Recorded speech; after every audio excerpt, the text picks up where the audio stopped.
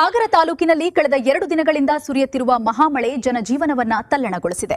ಭಾರಿ ಮಳೆಗೆ ಸಾಗರ ನಗರಸಭೆಯ ಎಸ್ಎನ್ ನಗರದಲ್ಲಿ ಅನಾಹುತವೊಂದು ಸಂಭವಿಸಿದೆ.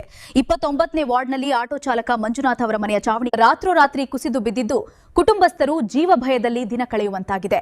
ಮನೆಗೆ ನೀರು ನುಗ್ಗುತ್ತಿದ್ದು ಶಾರ್ಟ್ ಸರ್ಕ್ಯೂಟ್ ಭೀತಿಯೂ ಎದುರಾಗಿದೆ. ಆದರೆ ಇಲ್ಲಿ ಕೇವಲ ಪ್ರಕೃತಿ ವೈಪರೀತ್ಯವಷ್ಟೇ ಅಲ್ಲ, ದಶಕಗಳಿಂದ ನೆನೆಗುದಿಗೆ ಬಿದ್ದಿರುವ ಹಕ್ಕುಪತ್ರದ ಸಮಸ್ಯೆಯೂ ಬಡ ಕುಟುಂಬವನ್ನ ಕಾಡುತ್ತಿದೆ.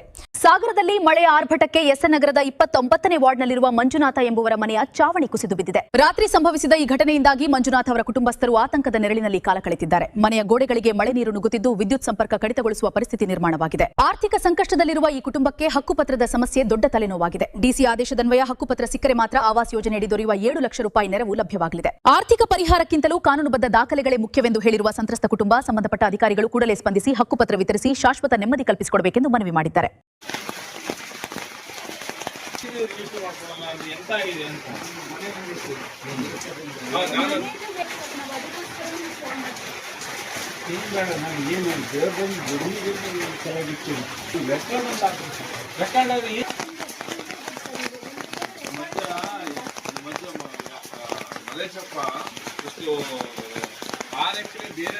ನನ್ನ ಹೆಸರು ಮಂಜುನಾಥ ಅಂತೇಳಿ ಎಸ್ಎನ್ ನಗರ 29ನೇ ವಾರ್ಡ್ ವಾಸಿ. ನನ್ನ ಮನೆ ಇದ್ದಿದ್ದಂಗೆ ನಿನ್ನೆಯಿಂದ ಸತತ ಮಳೆಯಿಂದ ಬಿದ್ದಿದೆ. ನನಗೆ ಏನೂ ಬೇಡ, ಪರಿಹಾರ ಗಿರಿಯನ್ನು ನನ್ನ ತಂದೆಯವರ ಆಸ್ತಿದ ಹಕ್ಕುಪತ್ರ ಮತ್ತು ನನ್ನ ರೆಕಾರ್ಡನ್ನು ನನಗೆ ಕೊಟ್ಟರೆ ನನ್ನ ಮುಂದಿನ ವ್ಯವಸ್ಥೆ ಅಂದರೆ ನಗರಸಭೆಯಿಂದ ಆವಾಸ್ ಯೋಜನೆ ಮನೆಯಲ್ಲಿ ಮನೆ ಬಂದಿದೆ 7 ಲಕ್ಷದ್ದು, ಅದಕ್ಕೆ ದಾರಿ ಆಗುತ್ತೆ. ದಯವಿಟ್ಟು ನನಗೆ ಹಕ್ಕುಪತ್ರವನ್ನು ನೀಡಬೇಕಾಗಿ ವಿನಂತಿ ಮಾಡ್ಕೊಳ್ತೀನಿ. 86ನೇ ಆದೇಶ ಇದೆ, 80ನೇ ಇಸ್ವಿ ಆದೇಶ ಡಿಸಿ ಆದೇಶ ಇದೆ ಸರ್. ಸ್ವಲ್ಪ ಇಲ್ಲ, ಗೋಡೆಗೆ ಮಕ್ಕಳು ಮರಿ ಒಳಗಿರ್ತಾರೆ, ಕರೆಂಟ್ ಎಲ್ಲ ಹಿಂಗೆ ಗ್ರೌಂಡ್ ಆಗುತ್ತೆ ಸರ್. ಈಗ ಮಳೆ ಬಂದೆಲ್ಲ ಗೋಡೆಗೆ ನೀರೆಲ್ಲ ಹೋಗಿ ಗ್ರೌಂಡ್ ಆಗ್ತಾ ಇದೆ. ಎಷ್ಟು ಸಲ ಹೋಗಿ ಕೇಳಿದ್ರು ನಗರಸಭೆ ರೆಕಾರ್ಡ್ ಮಾಡ್ಕೊಡ್ತೀವಿ ಅಂತಾರೆ. ಯಾರಿಗೋ ತಿನ್ಕೊಂಡು ಏನೋ ಮಾಡ್ಕೊಂಡು ದುಡ್ಡು ನಮಗೀಗ ರೆಕಾರ್ಡ್ ಏನು ಮಾಡ್ಕೊಡ್ತಾ ಇಲ್ಲ ಸರ್. ಪಕ್ಕದ ಜಾಗ ಡಿಸ್ಪೆಟ್ ಜಾಗ ಅಂತ ಹೇಳಿದ್ದಾರೆ.